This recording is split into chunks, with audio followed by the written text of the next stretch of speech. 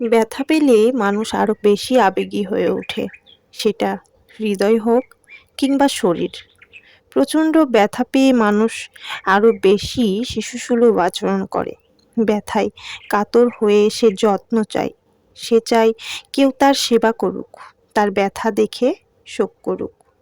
মানুষ চায় তার ক্ষতস্থানে পরম মমতায় কেউ তার কোমল হাত বুলিয়ে দিক, কেউ দেখে আফসোস করুক, অনুশোচনা করুক, মায়া করুক, দুঃখ প্রকাশ করুক, ছল ছল চোখে বিলাপ করুক। ব্যথা মানুষের হৃদয়কে আরো বেশি কোমল করে তোলে। যার হৃদয়ে ব্যথা বেশি, তার হৃদয়টাও ততই কোমল। ব্যথা পেলে মানুষ নিজেকে অসহায় মনে করে। প্রচণ্ড ব্যথায় মানুষ যখন কাতরায়, ঠিক সেই মুহূর্তে যে মানুষটা তার পাশে থাকে, মানুষের দুর্বলতা ঠিক তার প্রতিই কাজ করে। আবেগ, অনুভূতি, ভালোবাসা এবং বিশ্বাস নিয়ে তার কাছে নিজেকে সঁপে দেয়। ব্যথা মানুষকে যতটা না আহত করে, মানুষ তার চাইতেও বেশি আহত হয় ব্যথা নিয়ে অবহেলা, অনাদরে পড়ে থেকে। ব্যাধিগ্রস্ত হয়ে হতাশায় মুখ থুবড়ে পড়ে থাকে। একটা সত্যি কথা কি জানেন? যে পাশে থাকলে ব্যথায় কোনো যন্ত্রণা হয় না। আবেগী মন আরো বেশি ভরসা পায়। সে সবসময় ধরাছোঁয়ার বাইরে থাকে।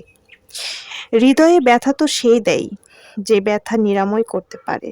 শরীরের ব্যথার তবুও পথ্য আছে, তবে মনের যে ব্যথা, সে ব্যথা মনের মানুষ ছাড়া আর কেউ সারিয়ে তুলতে পারে না। এই মনের মানুষের সান্নিধ্যে থাকতে পারে না বলেই মানুষ আজীবন হৃদয়ে ব্যথাটাকে লালন করতে থাকে। এই ব্যথাটা সারা জীবন অনুভব করতে থাকে। আমরা সবসময় চাই আমাদের ব্যথা সারানোর একটা মানুষ হোক, আমাদের উপরে মায়া করার একটা মানুষ থাকুক, আমাদের ব্যথাটাকে খুব করে সে নিজের ব্যথা অনুভব করুক। আসলে আমরা মানুষরা অন্যের কাছে বড্ড চেয়ে ফেলি, আর এটা চাইতে গিয়েও আমরা ব্যথা অনুভব করি। আসলে ওই যে ব্যথা পেলে মানুষ আরো বেশি আবেগী হয়ে ওঠে, এই কথাটাই আর কি। আমরা যখন ব্যথা পাই তখন মনে করি কেউ একজন আমাদের পাশে থাকুক, আমাদেরকে খুব করে সান্ত্বনা দিক। কিন্তু আদৌ কি তা হয়?